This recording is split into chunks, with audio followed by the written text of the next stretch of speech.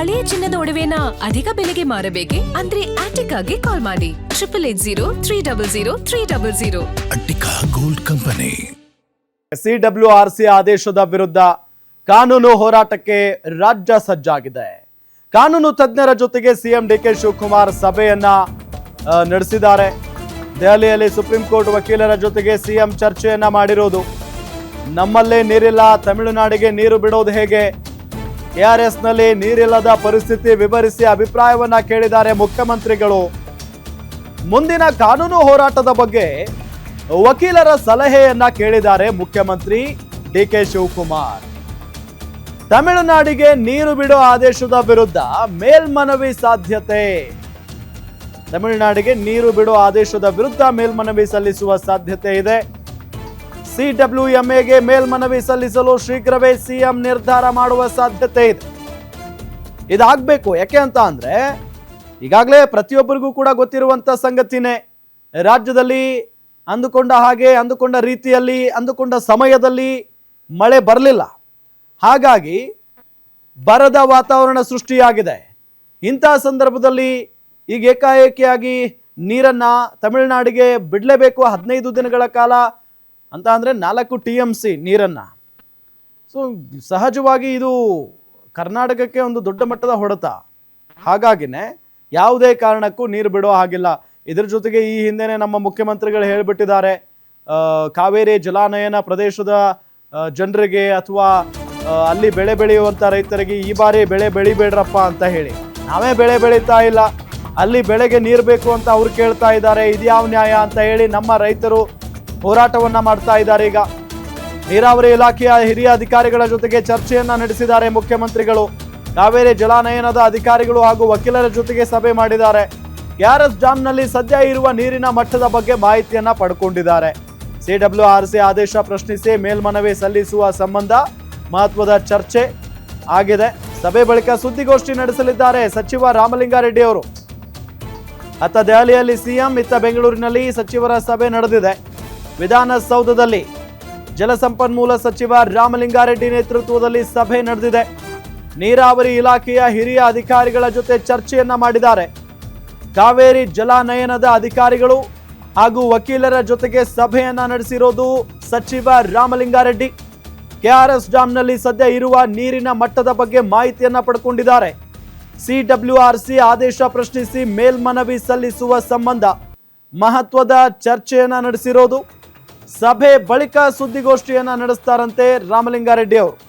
ಹಾಗಾದ್ರೆ ರಾಜ್ಯದ ಮುಂದಿನ ಆಯ್ಕೆಗಳೇನು? CWRC ನೀಡಿದ ಆದೇಶವನ್ನ ಪ್ರಶ್ನಿಸಿ ಮೇಲ್ಮನವಿ ಸಲ್ಲಿಸಬಹುದು.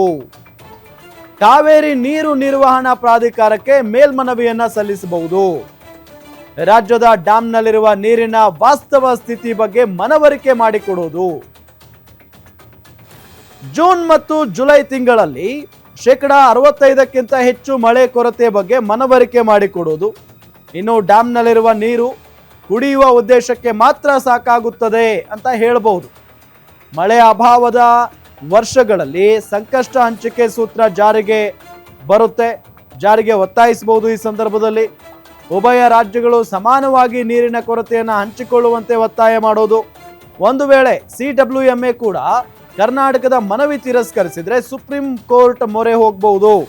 ಮೇಲ್ಮನವಿ ತಿರಸ್ಕರಿಸಿದ್ರೆ ರಾಜ್ಯ ಸರ್ಕಾರ ಸುಪ್ರೀಂ ಕೋರ್ಟ್ ಮೆಟ್ಟಿಲೇರಬಹುದು.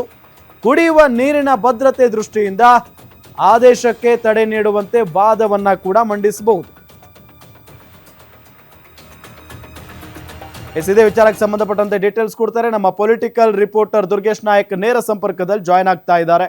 ದುರ್ಗೇಶ್, ಈಗ ಒಂದು ಕಡೆ ರಾಜ್ಯದಲ್ಲಿ ಕಾವೇರಿ ಕಿಚ್ಚು ದೊಡ್ಡ ಮಟ್ಟದಲ್ಲಿ ಹೊತ್ಕೊಂಡಿದೆ. ಎಲ್ಲಾ ಕನ್ನಡ ಪರ ಸಂಘಟನೆಗಳು, ರೈತರು ಹೋರಾಟವನ್ನ ಮಾಡ್ತಾ ಇದ್ದಾರೆ. ಮತ್ತೊಂದು ಕಡೆ ಈ ವಿಚಾರಕ್ಕೆ ಸಂಬಂಧಪಟ್ಟಂತೆ ಸರ್ಕಾರ ಮಟ್ಟದಲ್ಲಿ ಏನ್ ನಡೀತಾ ಇದೆ, ಡೀಟೇಲ್ಸ್ ಕೊಡ್ತಾ ಹೋಗೋದಾದ್ರೆ? ಎಸ್ ರಾಮ್, ಕಾವೇರಿ ನೀರಿನ ಪ್ರತಿ 15 ದಿನದಲ್ಲಿ ಪ್ರತಿದಿನವೂ ಕೂಡ 3,500 ಕ್ಯೂಸೆಕ್ನಷ್ಟು ಬಿಡಬೇಕನ್ನೋ ನಿಟ್ಟಿನಲ್ಲಿ CWRC ಆದೇಶವನ್ನು ಮಾಡಿರುವಂತದ್ದು. ಹೀಗಾಗಿ ರಾಜ್ಯಕ್ಕೆ ಇದೊಂದು ದೊಡ್ಡ ಅನ್ಯಾಯ ಅನ್ನೋ ನಿಟ್ಟಿನಲ್ಲಿ ಈಗಾಗಲೇ ಸಿಎಂ ಕೂಡ ಅಲರ್ಟ್ ಆಗಿದ್ದಾರೆ. ಸಿಎಂ ಡಿ ಕೆ ಶಿವಕುಮಾರ್ ದೆಹಲಿಯಲ್ಲಿ ಹಿರಿಯ ವಕೀಲರೊಂದಿಗೆ ಚರ್ಚೆಯನ್ನ ಮಾಡ್ತಾ ಇದ್ರೆ, ಇತ್ತ ಜಲಸಂಪನ್ಮೂಲ ಸಚಿವರಾಗಿರುವಂತ ರಾಮಲಿಂಗಾರೆಡ್ಡಿ ಅವರು ಹಿರಿಯ ಅಧಿಕಾರಿಗಳ ಜೊತೆಗೆ ಸಭೆಯನ್ನ ಮಾಡ್ತಾ ಇರುವಂತದ್ದು. ಸಭೆಯಲ್ಲಿ ಹಿರಿಯ ಅಧಿಕಾರಿಗಳು ಮತ್ತೆ ಕಾವೇರಿ ನಿಗಮದ ಸಾಕಷ್ಟು ಅಧಿಕಾರಿಗಳ ಜೊತೆಗೆ ಸಭೆಯನ್ನ ಮಾಡಿ ಕಾವೇರಿ ಕೊಳ್ಳದ ಭಾಗದಲ್ಲಿ ಯಾವ ರೀತಿ ಸಮಸ್ಯೆಗಳಾಗ್ತಾ ಇದಾವೆ ಮತ್ತೆ ಎಷ್ಟು ಪ್ರಮಾಣದಲ್ಲಿ ನೀರು ಸಂಗ್ರಹ ಆಗಿದೆ ಈ ನೀರಿನ ಅಂಶಗಳನ್ನ ಇಟ್ಕೊಂಡು ಪ್ರಮಾಣವನ್ನು ಇಟ್ಕೊಂಡು CWMA ಒಂದು ಮನವಿ ಮಾಡೋದಕ್ಕೆ ಸರ್ಕಾರ ಮುಂದಾಗ್ತಾ ಇರುವಂತದ್ದು. ಇಂಥದ್ದು ಸಂದರ್ಭದಲ್ಲಿ ಎಷ್ಟು ಪ್ರಮಾಣದ ನೀರಿದೆ ಮತ್ತು ಯಾವುದಕ್ಕೆ ಬಳಕೆ ಮಾಡಿಕೊಳ್ಳೋದಕ್ಕೆ ಇದು ಉಪಯೋಗ ಆಗತ್ತೆ ಮತ್ತು 3,500 ಕ್ಯೂಸೆಕ್ ಹೆಚ್ಚು ನೀರನ್ನ ಬಿಡೋದಕ್ಕೆ ಈಗ CWRC ಆದೇಶ ಮಾಡಿರೋದ್ರಿಂದ CWMA ಬಳಿ ಒಂದು ಮನವಿಯನ್ನ ಮಾಡಿ ವಾಸ್ತವವಾಗಿರುವಂತಹ ಪರಿಸ್ಥಿತಿಯನ್ನ ಮನವರಿಕೆ ಮಾಡೋದಕ್ಕೆ ಮನವಿಯನ್ನ ಮಾಡಬಹುದು. ಜೊತೆಗೆ ಸುಪ್ರೀಂ ಕೋರ್ಟ್ ಮೆಟ್ಟಿಲುವರೆಗೂ ಕೂಡ ಅವಕಾಶ ಇದೆ. ಇದ್ರ ಜೊತೆಗೆ ಸಾಕಷ್ಟು ಸಂಘಟನೆಗಳು ಮತ್ತು ರೈತ ಪರ ಸಂಘಟನೆಗಳು ಕೂಡ ವಿರೋಧವನ್ನು ವ್ಯಕ್ತಪಡಿಸಿದ್ದಾವೆ. ಕಾವೇರಿ ನೀರನ್ನು ಯಾವುದೇ ಕಾರಣಕ್ಕೂ ಕೂಡ ಬಿಡಬಾರದು ಅನ್ನೋ ನಿಟ್ಟಿನಲ್ಲಿ ಹೋರಾಟವನ್ನು ಕೈಗೊಂಡಿರೋದ್ರಿಂದ ಸರ್ಕಾರ ಇದೀಗ ಅಲರ್ಟ್ ಆಗಿದೆ. ತಮಿಳುನಾಡಿಗೆ ಯಾವ ರೀತಿ ನೀರನ್ನ ಬಿಡಬೇಕು ಮತ್ತೆ ನೀರನ್ನ ರಾಜ್ಯದಲ್ಲಿ ಇಲ್ಲದೇ ಇರುವಂತಹ ನೀರನ್ನ ಎಷ್ಟು ಮಟ್ಟಿಗೆ ಬಿಡೋದಕ್ಕೆ ಅವಕಾಶ ಇರುತ್ತೆ ಅನ್ನುವಂಥದ್ದು ಕೂಡ ಇಲ್ಲಿ ಮುಖ್ಯ ಆಗತ್ತೆ.